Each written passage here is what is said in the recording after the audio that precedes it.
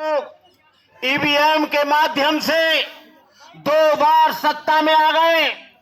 आपको मालूम है इन्होंने रिजर्व बैंक का खाली खजाना कर दिया, 265 टन सोना गिरवी रख दिया। इन्होंने रेल बेच दी, भेल बेच दिया, तेल बेच दिया, डीआरडीओ बेच दिया और यही नहीं एलआईसी बेच दी। बैंकों का निजीकरण हो रहा है। जब ये निजीकरण होगा, यहां किसान परेशान है। यदि ईवीएम नहीं होता तो आज किसान परेशान नहीं होता। ईवीएम नहीं होता तो शिक्षा संस्थानों में शोषण नहीं होता। यदि ईवीएम नहीं होता तो यहां पर बहन बेटियों की इज्जत लुट रही है, वो नहीं होता। यदि ईवीएम नहीं होता तो यहां पर किसान मर रहा है, जवान मर रहा है, बेरोजगारी 5 करोड़ से अधिक लोग इस देश में बेरोजगार हो गए। इसलिए मैं कहना चाहूंगा कि ईवीएम को हटाने के लिए आपको आगे आना पड़ेगा, आपको सड़कों पर आना पड़ेगा। यहां पर मैं समझ रहा हूं कि बड़े बड़े नेता, मैं कोई नेता नहीं, बड़े बड़े राष्ट्रीय पार्टियों के अभियंता, तीसरे गठबंधन बनाने वाले लोग यहां पर बैठे हैं।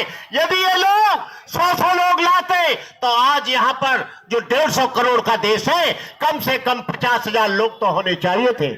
लेकिन इसमें गलती इनकी नहीं है, इसमें गलती हमारी है। मैं कोई यहां पर नेता बनने के लिए नहीं आया, मैं कोई यहां भाषण देने के लिए नहीं आया, मैं यहां पर कोई इलेक्शन लड़ने के लिए नहीं आया।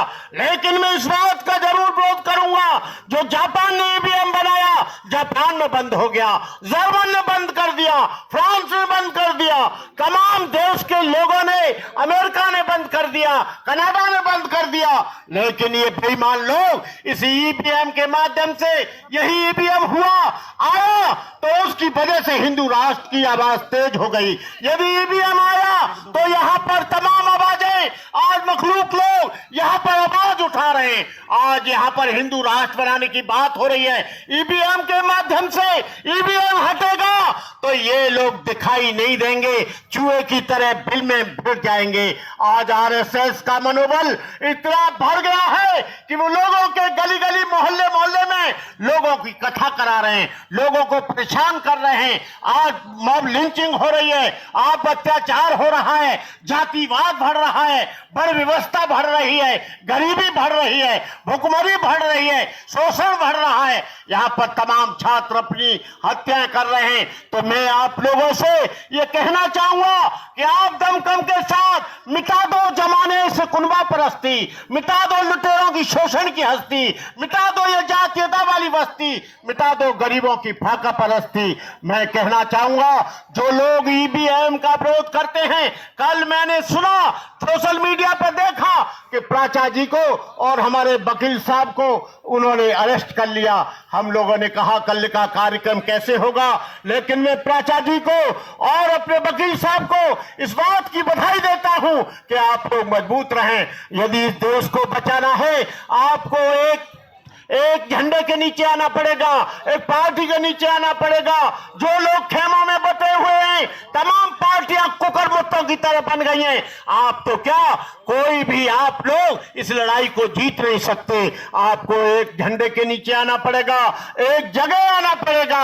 जब तक आप एक जगह नहीं आएंगे, यहां पर मुसलमानों पर, दलितों पर, किसानों पर, एससी लोगों पर, एसटी लोगों पर, ईसाइयों पर यहां पर जुल्म होगा। आज आप जान रहे हैं कि धीरेन्द्र ब्रह्मचारी जैसा लड़का यहां पर हिंदू राष्ट्र बनाने की बात करता है, जबकि संविधान में कहीं भी हिंदू राष्ट्र बनाने की बात नहीं है। मैंने धीरेन्द्र शास्त्री जी कहा था, ये हिंदुस्तान, ये भारत तुम्हारे बाप का देश नहीं है, ये देश मुसलमानों का है, ये देश ईसाइयों का है, ये देश सिखों का है, ये देश पारसियों का है, ये देश पिछड़ों का है, ये देश एससी का है, आदिवासियों का है। 85% लोग चुप बैठे हैं। आप लोगों को सड़कों पर आना पड़ेगा, इसके लिए कुर्बानी देनी पड़ेगी। नहीं तो आप लोग 2024 में यदि बीजेपी आती है तो यहां पर पूरी धरती लाल मिलेगी। तुम ये मत सोचना कि तुम ईवीएम के माध्यम से यहां पर इस देश को गुमराह कर रहे हो। तुमने खजाना खाली कर दिया बेईमान लोगों। तुमने रेल बेच दिया, तेल बेच दिया, तुमने राष्ट्र की तमाम चीजों को बेच दिया। अब कह रहे हो कि हम लोग ईवीएम से कराएंगे। ईवीएम से किसी भी हालत में हम नहीं होने देंगे, चाहे हमें कितनी भी बड़ी कुर्बानी देनी पड़े। तो आप लोगों के लिए इस कड़कती सर्दी में आप लोगों के लिए बहुत बहुत बधाई, बहुत बहुत धन्यवाद। और आप लोग हमारे वकील साहब को हमेशा आप कोऑपरेट करते रहे। और प्राचा साहब को, जो प्राचा साहब हैं, एक मजबूत व्यक्ति हैं, मैं इनको भी अपनी शुभकामनाएं देता हूं।